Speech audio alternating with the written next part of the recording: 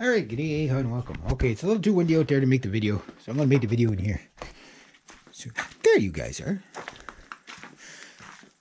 My saws are so dirty. I'm going to grab Sasquatch. I got to cut that wire off there. Who put a wire like that on there? But we're going to talk about something interesting today. Maybe I'll go out there. Should I go out there? I don't know. Nah, it's going to get too windy. You guys go, it's too windy. It sucks. All right, so we'll put squash there. I'm going to grab, just as something different to look at. It's a little Johnsard. Little Johnsard. Again, I don't know if my dad ever got this thing going. I think he got it going a bit. And that's the CS2238. Nice little looking saw, but 38 cc's of mayhem. But yeah, there we go. So in the last video I was talking about saws. I know some of you guys might be getting sick of the saw topic, but some people, seems to be stuff that people are interested in. So yes, my saws are dirty and beat up and whatever. And again, that one, my dad, I don't know where he got it, but it's like, it was a free saw and I don't know what's wrong with it. Probably like anything sat too long, probably needs all new hoses and carb clean and stuff like that. Might need some wiring stuff, whatever. But other than that, like that looks like a saw that, a little bit of use to it, but not too bad. This saw was probably used quite a bit. I got it for free. And it still runs, but it's probably need all new hoses and stuff like that. I'm going to be taking it to the still shop pretty soon and getting a compression check done on it. And if the compression is good, then it's just, okay, maybe it needs new caps, all new hoses, might need a new coil, if it needs a new carb, whatever, new plug, sure, why not, new filter, yeah, I'll do it. I mean, considering the saw was free, even if I put $200 or whatever, even $300 into it, like it's going to make its money back fast, right? So anyway, the question is in the last, like, how many saws do you need? Well, and I guess the extension of that, where I was going with the video and I just didn't get a chance to get there, was what range of saws do you need? How many saws do you need? And, what's a good number of saws to have if you were starting like a tree trimming business or something like that, yard work, stove wood, whatever. Well, as long as you have one saw, you can get going, right? But the problem is you can never rely on one saw, such as I did with Ninja Shark for so many years.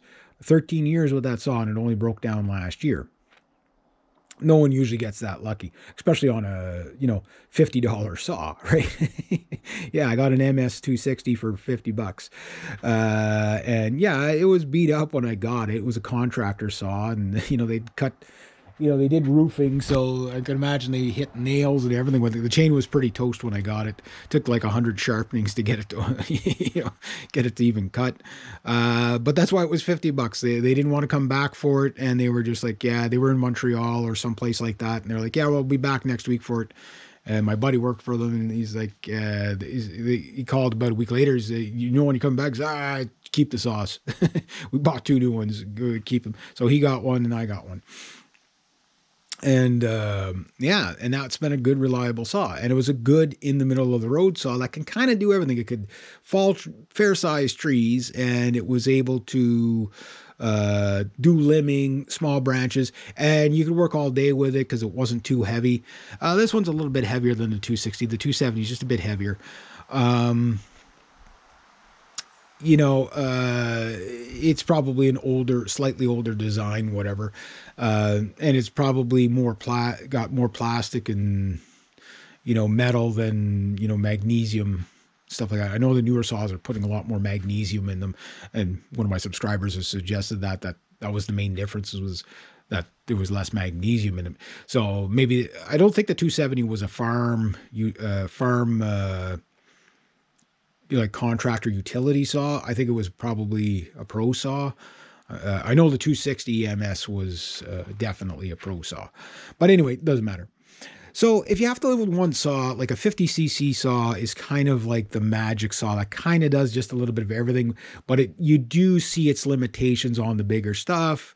It slows you down. Not You'd be surprised how big of blocks you can, like with the 16-inch bar, you can pretty much double that, you know what I mean? Because you can cut from both sides when you're bucking it. It's a lot harder on the saw, and you got to keep that chain razor sharp. Or chisel sharp, so that you can actually get through stuff.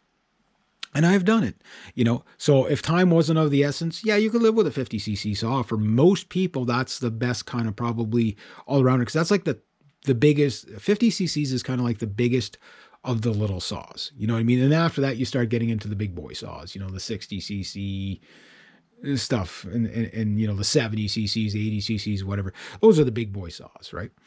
But if you were going to go with a 2-saw setup, I would go with like a general in the middle of the road saw, something like this, 50 cc's, 55 cc's, whatever. Keep it nice and light so you could work with it all day, because the bulk of your work is probably going to be with a saw about that size, not a big honking monster, or not a little tiny little guy like Mini Beast over here, which I'll grab.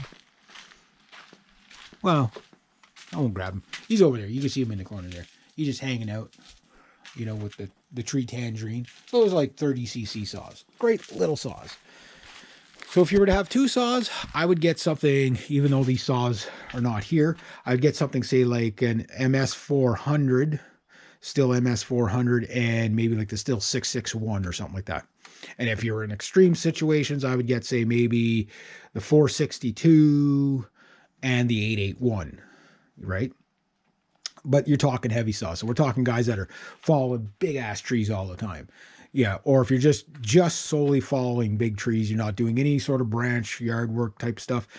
And you have to have the big saw, the 661. If you had one saw, if you had to have 2, the 661 and the 881, if you were milling, doing big stuff, all that stuff, or the Husky 595, the 590, 595, whatever, those big saws, right? Most people are never going to need saws that big. Most people. Again, this saw, I did with this saw, and when I first got it running, I did it was about 150 Manitoba maples between my buddy and I. I don't know how many I done. I don't know how many he done. He had the Husky 372, which big heavy saw. It's you saw that tree calling the 272. It's just basically the newer version of that. And that saw is pretty heavy. That saw is pretty darn heavy.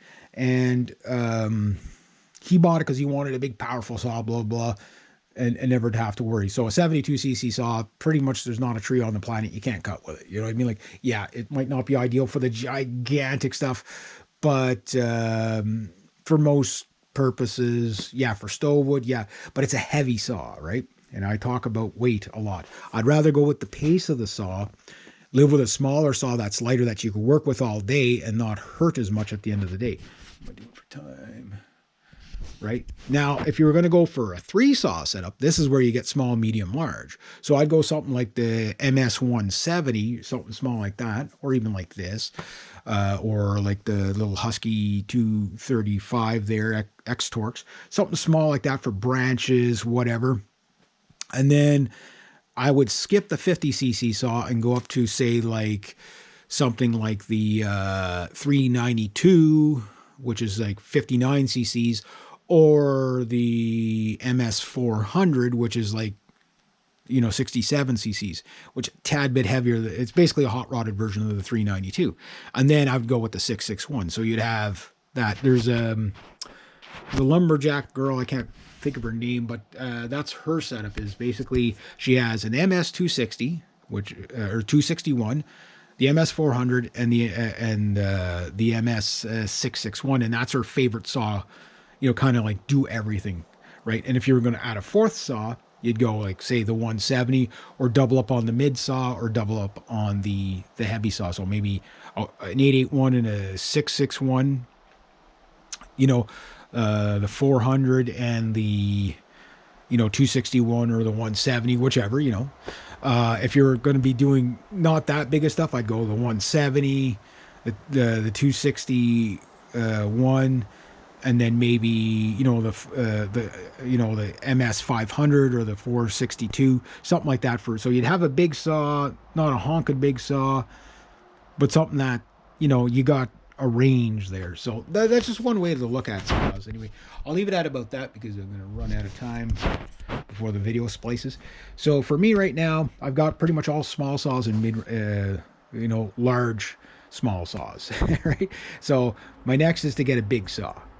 And maybe that'll be Tree Kong, maybe it won't, which is the Husky 272. We'll see what happens with that.